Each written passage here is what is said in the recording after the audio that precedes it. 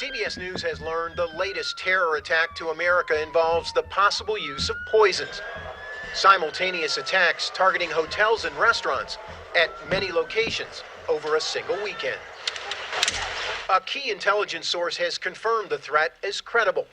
Department of Homeland Security officials, along with members of the Department of Agriculture and FDA, have already briefed a small group of corporate security officers from the hotel and restaurant industries about it. We operate under the premise that individuals prepared to carry out terrorist acts are in this country. The plot, uncovered earlier this year, is said to involve the use of two poisons, ricin and cyanide, slipped into salad bars and buffets.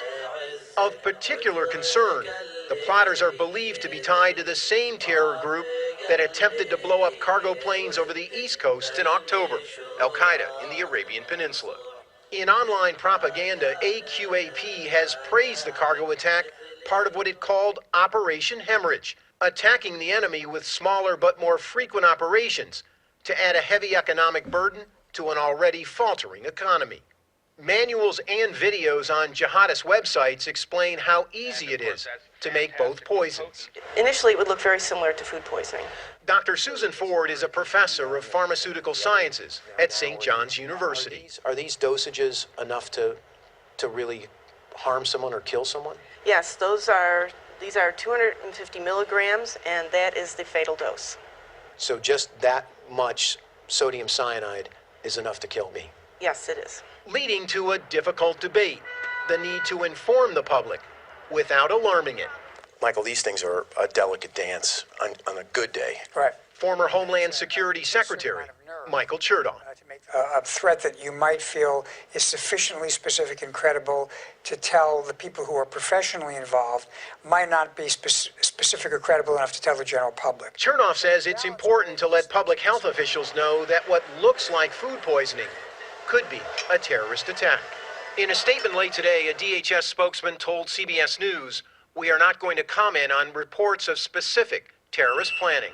But the fact remains the government and hospitality industry are on alert. Armin Katayan, CBS.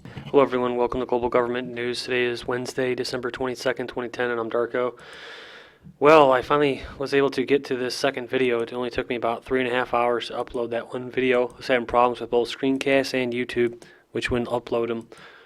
So I've been having a lot of some technical difficulties, as you could put it.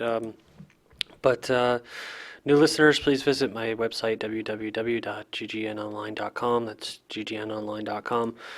So you just heard some rhetoric, and some people call it propaganda right there. And of course, they're bashing the terrorists' propaganda as they were propagandizing themselves.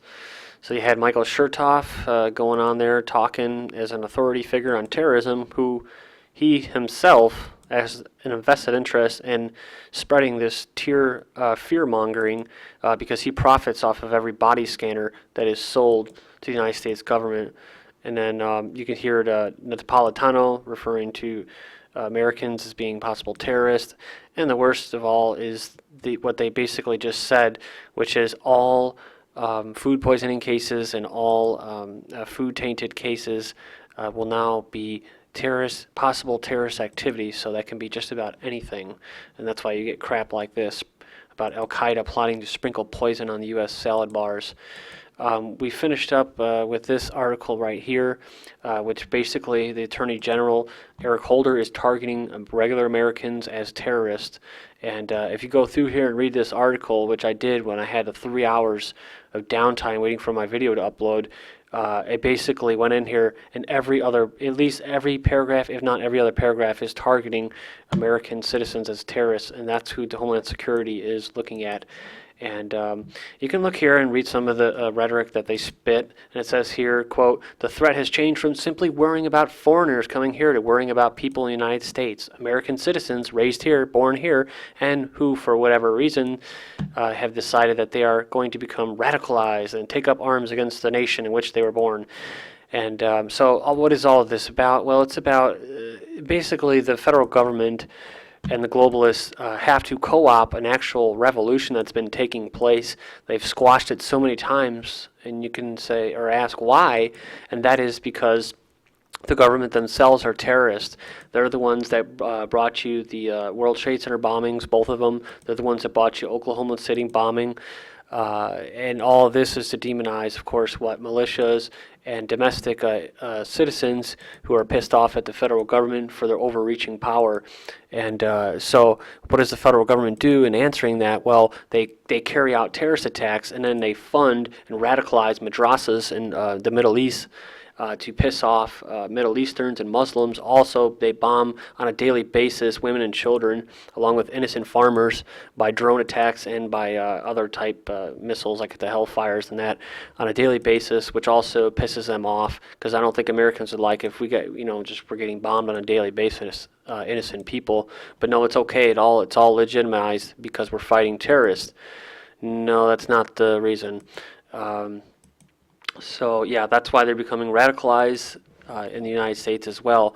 Right now, we probably would have had a revolution, a bloody revolution, in sometime in the 80s, but they, like I said, they squashed that by co-opting a lot of psychological operations carried out by intelligence agencies in order to basically have the public in this really foggy middle where they don't know what the hell is going on, who's good, who's bad, and all of a sudden regular Americans that hate the federal government or hate big government or just don't want government at all are now terrorists. So that's why you have all these Christmas Day patsy bombers, like the underwear bomber who was working for the FBI and intelligence agencies, openly admitted last year, the underwear bomber. After that, you got all the body scanners, and then this recent one with Yemen, another obvious false flag terrorist attack brought you what? More funding for Yemen, and now all in the media they're blabbering about going into Yemen, and that's where all the real terrorists are.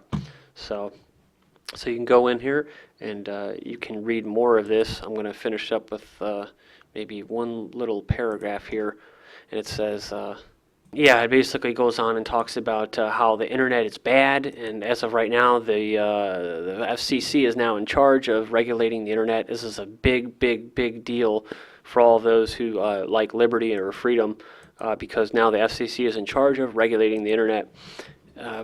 So it's only a matter of time until they shut down websites such as mine and filter out all of my information I'm trying to get out to good people with a message of hope and peaceful, peace and all that good stuff. And so what do they say here? Holder, he says, the ability to go into your basement, turn on your computer, and find a site that has this kind of hatred spewed. They have an ability to take somebody who is perhaps just interested, perhaps just on the edge, and take them over to the other side. Well, no, that's actually you faggots. Excuse my language here. That's you pricks who fund people like in Oregon, the FBI, who's using your tax dollars to basically entrap American-born, natural-born citizens and calling it to basically get them to be radicalized and to carry out terrorist attacks. So that's why that dumb bastard got caught calling in what he thought was going to set off a bomb, and he was actually dialing a number straight to the FBI.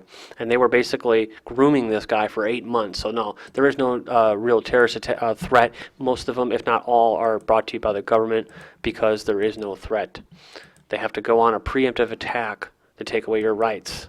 New York cabbies given bulletproof vests in pilot scheme. A handful of New York cabbies are to wear bulletproof vests as part of a pilot program in response to assaults on drivers, the representative said. So that's the first militarization of cabbies. U.S. medicines for Afghan soldiers disappear. U.S. donated medicines for Afghan soldiers disappear. Top Afghan Army doctor he says, U.S. soldier who slaughtered family blames Iraq war trauma for evil deeds. An American jailed for raping and killing a girl of 14 and murdering her parents and sister in Iraq has blamed trauma in the war zone for his actions. Next one up is from Press TV, and it says Britain eyes on blocking Press TV. The British Foreign Office has tried to abuse UN sanctions on Iran to limit the operations of the country's news broadcaster Press TV in Britain, according to information published by the whistleblower website WikiLeaks. Iran weighs cutting ties with London. Members of an Iranian foreign policy commission consider a measure to sever ties with the British government, a lawmaker said. This is from Press TV as well. 81% unhappy with the situation in a U.S. poll. The results of the new Gallup poll indicate that 81% of American citizens are dissatisfied with the current situation in the United States. And that's because, well, they're not free. That's because they have no say in their government. They just have bills passed, and they say, "See, this is democracy. This is what you wanted. That's why it was passed, because you wanted it." So, divided FCC adopts rules to protect web traffic. Decision likely to face scrutiny on Capitol Hill once Republicans take over. And this next one up is from the Daily Bell, and it says here, government to control the net, and it says good luck with that. And you can go in there and check out this article. It's pretty informative, but I got to keep moving. The Obama FCC has regulated the internet, and it says here that today the FCC defied the courts, the Congress, and a clear national consensus, in favor of an open internet when it claimed the authority to regulate the internet and passed so-called net neutrality regulations. So, FCC approves net neutrality regulations in a highly controversial vote. The FCC on Tuesday approved new regulations for internet access designed to prevent large telecommunication companies from squashing competitors. And this is the first step. This is the first step in this. It's a pilot program. They always have to test. I'm talking about the federal government mostly, or NGOs, or these little foreign think tanks. They have to have a litmus test to test on the public. And so giving the FCC the power to do this is the first step. Is their foot in the door to larger, basically having more power to shut down a free internet. Even though they say that this whole bill was there to prevent large telecom companies from squashing its competitors, that's what it will eventually be used as. UN considers establishing global internet police force to regulate the web. That's from Natural News. Venezuela tightens internet regulation.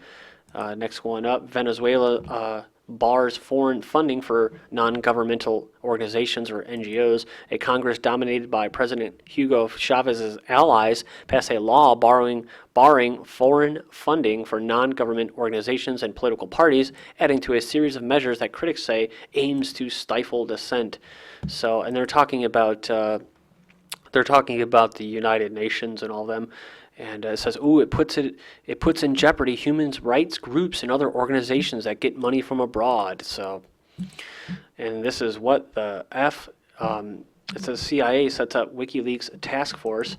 I thought this was a joke at first, but apparently it's not. This is actually the acronym that our slave masters came up with, WTF, which is a pretty well-known little acronym for a swear word, basically, and that's what they set up for WikiLeaks task force. The CIA set up a task force to be known by the acronym WTF to assess what damage has been done by the mass release of thousands of diplomatic cables by WikiLeaks. So, red light cameras, safety devices, or one more step towards a surveillance state. And it goes here, and it says a handful of cities used them a decade ago, and now they're in more than 400, spread across 24 states. Montgomery County started out with 18 cameras in 2007. Now it has 119. Maryland just took the program statewide last month and is putting up 50. The district started out with a few red light cameras in 99. Now they send out as many automated tickets each year as they have residents, about 580,000. You can go in there and read that. The link will be posted. ATF to require dealers to report bulk semi-automatic rifle sales. The ATF on Friday requested emergency permission to require that gun dealers report to them bulk sales of high-powered semi-automatic rifles favored by drug cartels and patriots, of course. All parts of the administration's efforts to combat the flow of guns to Mexico. Apple drops WikiLeaks app, Google keeps it. Judge orders feds to pay $2.5 million in wiretapping case. And it says $2.5 million in attorney fees and damages that include investigators wiretap the phones of a suspected terrorist organization without a warrant. India, Russia reaffirms strategic partnership. And it says here, police, man kills bride, best man, self at wedding. Next up, World Bank freezes loans to troubled Ivory Coast. Ivory Coast opposition wants Gobo gone by force. And we move on here, and it says here, Ex-Argentine dictator says terrorists run the country. Former Argentine dictator Jorge Videla, on trial again for the first time in 25 years, testified that his military junta was called by his society to stamp out an incipient Marxist revolution, and warned that the same terrorists have now completely infiltrated the government. And that's how they do it over here. They're basically going to cut off his funds. Please join me in part 3 of this War on Terror, Liberty, Sovereignty news segment. This is GGN, and I'm Darko. Thank you.